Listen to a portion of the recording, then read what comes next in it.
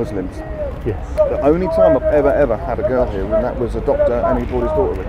All right. The one time in so many times. Yeah. And look around you. Everybody's got wives and girlfriends and daughters. And Yes. where are they? There are some there. 4 out of. But is that an issue? It is in a Why? way. It is because I find the Islamic faith a very misogynistic religion. It's very misogynistic. Men and women are equal. Men and women are equal. Uh-huh. Yeah? Do you agree with me? Yes. Why are there no women up here talking from the Islamic faith? And I've never ever seen one, not one. Are you suggesting that because you don't see any sister talking here, Yeah. they're inferior? No, I'm saying that you. So what is? No. You are making an accusation. Now, if I were to turn this around on a personal level and ask you, okay, when was the last time you saw me being misogynistic? I haven't. So how have you made that accusation? Because there's no women here. And that's your principal reason for why? No, I am saying that the Islamic faith is a misogynistic faith. Right, okay, that's you. You're entitled to that opinion, but it doesn't make it true, does it? Well, there's a lot of evidence. There's a lot of historical evidence. Now, when you talk about historical evidence, I mean, look through history. Well, I tell you what. Look. Go to France, where they had a conference, an Islamic conference recently, where 2 women broke into it. Do you know the one I mean? Yes, I do. Broke into it bare-breasted. Yes, I do. They were screamed at whores, stoned them. They were assaulted on stage. Yes. In your mosques, the women and men are kept separate. Yes. If I can before marriage. Right. If I can just ask you this, yes. If the men and women are kept separate, what's wrong?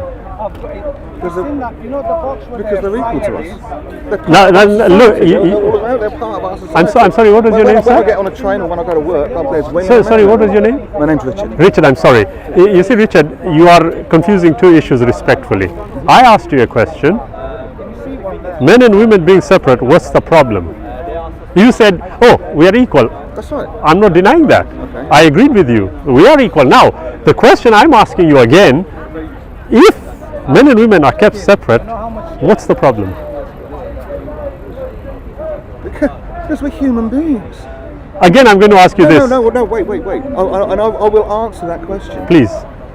For human beings have been on this world for 200,000 years. Okay, 200,000 years as we are human beings. Okay, so we evolved from bipedal primates. It's only in the last 5,000 years, around the Euphrates and around the Nile, that societies and civilization started. Okay, so for 195,000 years we were hunter-gatherers and we worked together, and we were social animals. We lived together. The women did their thing. The men hunted. The women picked berries. They all lived together. They worked together. We lived in the same houses. All the families slept together. So for 195,000 years, that's how we were. We're social animals, all mixed. Now, only in the last 1,500 years have you said, you lot go over there and we'll all go over there. That is wrong. Why? Because of what I just said. Because we're okay, let's assess what you said. No, you are jumping too much. Respectfully. Think that women are separate species. Right. Again, speculative. Let's deal with the facts as you want them. You asked me. I told you. Yeah. Let's deal with the facts as we want them. You said for 5,000 odd years. Yes. You made some sweeping statements about we evolved from primates, etc. No, that's scientific. Yes. That's scientific facts. Well, like I said, that is what you say. No, okay. Scientific facts. We have the DNA. Well, respectfully, we have all the fossil records. Respectfully, we can go to that if you want, but at this moment in time, let's deal with one subject matter. Our spine where our tail used to come off. We can discuss that if you want, but let's deal with one issue at a time. So let's go with this. Yes, if the women and men are kept separate, I'm still asking you again, what's the problem? You are saying, well, look at the history. So I will address. It's unnatural. Respectfully, we are human beings. Yeah. And we all mix together. Again, it's unnatural. Right. That's what's wrong with it. Okay, excellent. Let's see this. But you see, what you need to do respectfully is also listen to what is being said to you. I am. So you are not. I will ask you again. What is wrong with men and women being separate?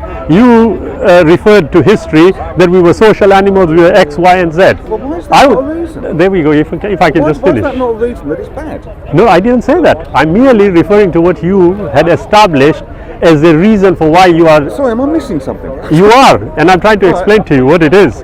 Yeah? You see, at the end of the day, if you make a statement and you make a claim after that statement, it is only fair that you produce that evidence. Now I asked you if I can. I can produce the evidence. If I can. There's two museums down there, the natural science and natural history. I can take. No, we are talking about men and women. We are not talking about paleontology. Okay? I'm asking you again, and you still haven't given me a reasonable answer to this. Again, I will ask you. If men and women are kept separate. Now here is an odd thing. On a literal level, if I were on a literal level, if I were to ask you, the very fact that we call men men and women women is showing a difference. Do you agree? Of course there is, yeah. Okay. Anatomically, are we different? Psychologically, are we different? In part. What do you mean in part? Well, we all think the same. We have the same dreams, the same fears, the same. But yes, obviously. So where psychologically are we different? Obviously, their hormones and thoughts are different to ours. So are we different? Yeah, of course we are. But we are equal. Yes, absolutely. Our responsibilities, are they all equal? Responsibilities. Yes. Well, I'm only following your reasoning here. It's a very expansive question. Is it? It's a very hard one to pin down. Why? Is our responsibility? Well, I don't know. When you go back to being hunter-gatherers, the responsibility of the man was to go out and bring in the meat, defend the women. The women's job was to nurture the children, pick berries, and Okay, I'm going to ask you a question on this since you referred to it again. So our responsibilities are very different, yes. Right, since you referred to it again, I'm going to ask you, what absolute definitive evidence do we possess about this hunter-gatherer idea that you have right now? If I can just finish. Yes, if I can just finish. Thousands of evidence. Unbelievable amounts of evidence, but carry on. That's quite generalized. Give me one piece of evidence. What, that we were hunter-gatherers? No, I didn't say that. When we were hunter-gatherers, because you referred to it second time. If I can just finish. Yeah, hunter-gatherers, you just said, it was clearly defined. The men went out hunting, the women did X, the children X, Y, and Z. Cave paintings. If I can just... We have skeletons, cave paintings, we have rubbish tips, and rubbish tips are really good ways of working out. Okay, if I can just follow through, yes? Now, according to your reasoning, yes, was that the natural way?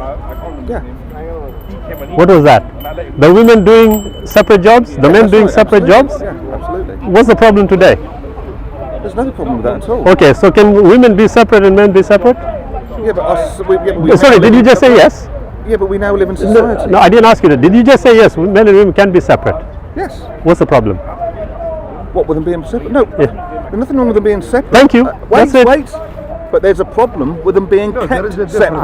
Okay. That's the problem. You're keeping them separate. Excellent. Now you've come to it. To them, go over there. One second. If one of them says, no, I'm coming over here. What's going to happen? Right, 1 second. What's going to happen? I know you are concerned about them, aren't you? Yes, I am. Right, okay, well let's deal with it. I have evidence because I've lived in East London all my life and I have seen some pretty awful things happen. Respectfully, when you talk about pretty awful things happening, okay, you go into including violence. If you go into the legal system, you will find it is right across the board. But having said that, I'm going to ask you a simple question now. Sharia law. If we'll go to that if you want. But you see, you are jumping from one to another without establishing one point first. Now, you did agree with me, women and men being kept separate. There's nothing wrong inherently. However, being kept separate. However, being forced to be kept separate is wrong. Do you agree? Yes. Forced. Yes. Where does Islam say you force people to be separate? I don't know. So how are you making this claim? Because from my own evidence. Oh, so your subjective assessment. From growing up within your communities. Right. Okay, I'm going to ask you this then. From growing up within your communities, and my partner, my wife, is I'm not going to tell you what she does, but she works in a school, and it is a predominantly Islamic school. And? And? That's where I get my evidence. Right. Okay, I'm going to ask you a very simple question, sir. I'm sorry, I've forgotten your name again. I've forgotten your name. Richard. Yeah. Trust me, I can confidently assess one thing here, okay? If the law says going through red is illegal, yes? I go through red, and you see me do that, and you come to me and tell me, Shabir, you've gone through red, it's illegal. And I say to you, well actually, I've lived in Moss Side, Manchester, and I'm not denigrating that area, I'm just using it as an example. Well, actually, it's better, if I can just finish, Moss Side, I've lived there with the community and everybody go through red light.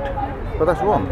No, I'm asking you. But Well, that's if not I can just wrong. finish, Richard. Yeah, no, and I know the point you're getting. they all go through. Now, is the fault the law or the people who are not obeying the law the way it ought to be obeyed? Yes, people are not obeying the law. So when you are making a comparison between the Muslims who you come across, and when I've asked you what does Islam say about it, you are not aware. I do not know. Well, I will admit that. right, if that is the case, you have judged Islam on the practice of the Muslim, correct? I have judged Islam from what I have observed, yes. It is, My own isn't evidence, it? yeah. Now, logically speaking, and you seem an intelligent individual, sir, doesn't logic dictate to you that if you want to condemn the legal system for the red light, Yeah. you should look at the legal system first? No, you should condemn the people breaking the law. But you should know the law first before you Absolutely, can. yeah. So if you don't know about Islam, how have you condemned us? You're playing a word game. That's just a It means word you don't game. have an answer. Well, I'm not, because I don't know your laws within Islam, doesn't You don't know that- Islam, I said. Sorry? I said you don't know Islam, and in particular to this particular issue you are dealing with. Okay. Now you see, Richard, the problem I here will is give you this. an observation, and I will say it again. Before you do that, Where are the women? there you Where are your wives and girlfriends? there you go again. And daughters? That's not the point, though. The point here is this, Richard. They're all in groups on their own. You see, Richard, again, despite the facts being discussed with you, despite the fact that you agreeing with the facts as they are, you are still resorting to the same simplistic idea you came with in the first instance. Where are the women? I just made a distinction to which you rightfully agreed reasonably, that if Islam doesn't say it and you look at the Muslim, are you judging Islam by the Muslims? You said yes. That is illogical. Can I ask you a question about the Quran then? Does the Quran say? Now that's not a man- question. No, That's not a I'm question. asking You need to refer to the Quran if you are going to speak about it and tell me what you disagree with. No, that's what I was going to ask you a question. Brother, can I have a Quran, please? I'll tell you what, if you've got an English one, I will buy one off you and I will read No, it. I'll give you a present. Now that is brilliant. You rightfully said it. Here, Richard, I've read the Torah. Richard, here is a present from me to you. Right, that is very, very kind of you. Not a And I problem will at get all, you a Richard. present in a Now, minute. here, no problem. But I'll tell you what you need to do now. No, And please, I'm more I than, will. of course you will. You read it. Yeah. And I've put this across to many friends that I I've promise spoken to, you I Richard. You read it and you come back to me with criticisms. I'm more than willing to discuss it on an evidential basis, no problem. I- However, you can ask general questions, no Can problem. I make a deal with you though? Go ahead. I will read this, and I promise you I will. Yes, If I get you a book and I give you a gift and you read it. definitely. Definitely? Definitely. I promise you I will be back within the next hour with a book. No For you to problem. read. You've got a deal. Okay? Nice meeting you, Carry Richard. on, and I'm going to have a beer. Yeah? Please give him a card. Mike, thank you. Oh, there you are. And I'm going around a corner to a gay bar to have a beer. And the reason No I go to a problem gay at bar all. is because you never get any trouble. You don't need to justify yourself. By all means, Richard, bring that book back. I will read it. You read that, and then we'll meet up again. Absolutely. A pleasure speaking to you. No problem. Look after yourself, It was nice Richard. to meet all of you. Likewise. What if you were dying from thirst and hunger?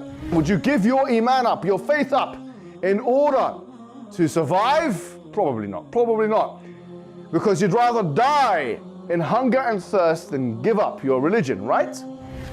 This is how much we value our faith. It's priceless. Brothers and sisters, let me introduce you to Norway. This is a European country where the vast majority of people have become irreligious. There are 200,000 Muslims of a population of about 5 million, and most of these 200,000 Muslims have no idea how to explain Islam to their non-Muslim friends and neighbors. But that needs to change. Allah sent His messenger to call people to eternal success. And that is why Muslims in Norway are now establishing a masjid and Dawah center to enhance the Norwegian Dawah. But they cannot do this alone. We need to support them. If you donate to this cause, you will inshallah reap the rewards of thousands of Muslims coming back to Islam, and many of those will become du'at and invite to Islam. You will share in the reward for all those shahadas and good deeds to come, inshallah. So click the link and donate now and share the video for extra reward.